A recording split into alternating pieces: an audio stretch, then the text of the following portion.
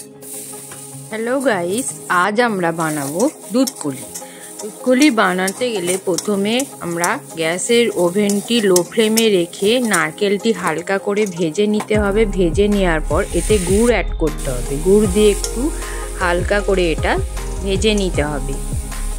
নেড়ে চেড়ে ভালো করে ভেজে নেওয়ার পর এটা একটা স্টিলের পাত্রে রেখে দেব।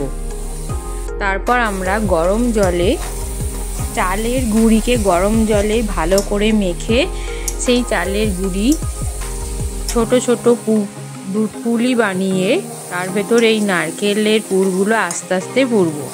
এ দেখো আমাদের নারকেলটি ভাজা হয়ে গেছে গুড় দিয়ে, পাত্রে রেখে দিয়েছি। তারপর যে ওই চালের গুঁড়ি ছোট ছোট পুলি বানিয়ে ওর ভেতর নারকেলের এই পুরটা দিতে হবে, দিয়ে ছোট ছোট দুধ পুলি বানাতে হবে। এদিকে দুধ পুলি বানানো হচ্ছে, ওদিকে গ্যাসের ওভেনটি স্টার্ট করে কড়াইতে রেড কাউ দুধ দিয়েছি, 2 মগ জল দিয়েছি। তারপর ওটা একটু টেস্টি হওয়ার জন্য ওই জলটা একটু গরম হওয়ার পর জলটা একটা বাটিতে তুলে রেখেছি। ওতে একটু আমল দুধ গুঁড়ো গুলে দিয়েছি। দুধটা যখন টকবক করে ফুটে উঠবে তখন এই দুধ পুলিগুলো ছাড়তে হবে। এইভাবে ছোট ছোট পুর বানিয়ে আমরা দুধ পুলি বানিয়েছি। এই দেখো কড়াইতে দুধ বসানো হয়েছে, দুধ গুঁড়ো দিয়ে অ্যাড করে দুধটা যখন টকবক করে ফুটে আসবে তারপরে পুলিগুলো আস্তে আস্তে ছাড়তে হবে। আধা ঘন্টা লেগেছে দুধ পুলিটা হতে। যখন হয়ে আসবে, সিদ্ধ হয়ে আসবে, ছোট জায়গায় এটা হচ্ছিল না ছোট্ট কড়াইতে, তাই এটা বড় অ্যালুমিনিয়ামের হাঁড়িতে বসিয়েছি।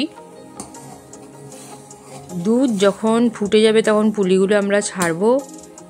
তারপর আস্তে আস্তে এটা যখন সিদ্ধ হয়ে আসবে তারপর এতে আমরা গুড় অ্যাড করব।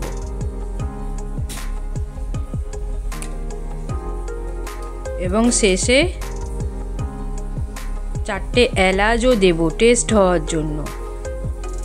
আমাদের দুধ পুলি দারুণ টেস্টি হয়েছে, তোমরাও করে দেখো, খুব সুন্দর হয়েছে।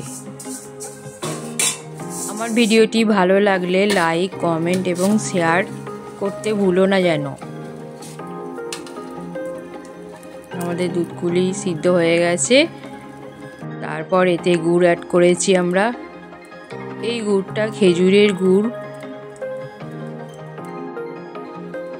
এলাচ দিয়েছি এতে টেস্টি হওয়ার জন্য। তারপর এটা নামিয়ে নিয়ে পরিবেশন করেছি।